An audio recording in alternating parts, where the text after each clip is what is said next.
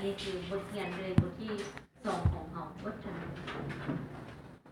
พอสิชื่อได้บ่ชื่อได้บ่ได้การเรื่องชื่อได้พักกันละพักกันละอ่านเมื่อคืนมีคนอะไรจะถามจัน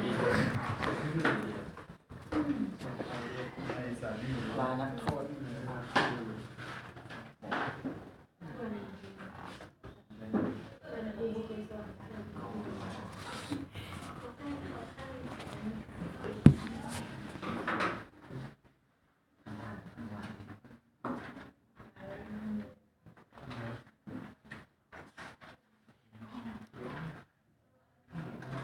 อ่านเมื่อคืนเรียกเมื่อคืน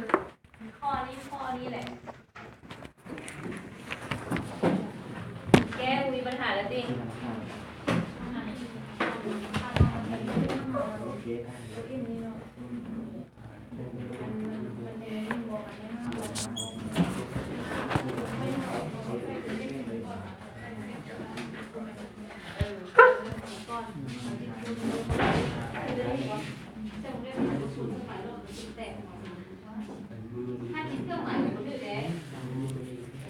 ถ้าผิดเครื่องหมายตัวเลขตัวเลขของเรามันเป็นตัวเลขที่ต่อเนื่องถ้าผิดเครื่องหมายบนท่านซ่องหาค่าว่าที่การซ่องหาค่าที่ก็เข้ามาค่าใช้จ่ายในการบริโภคหรือว่ารายได้ที่เราสามารถใช้จ่ายได้เป็นมันควรจะผิดตัวใดที่ว่ามีไหวเข้าไปเกี่ยวข้องมันผิดไปหมด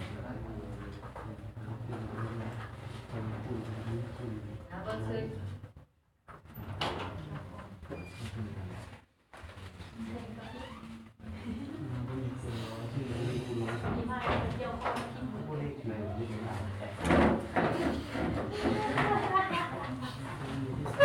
ดาวเหมือนกันปกติแนวเล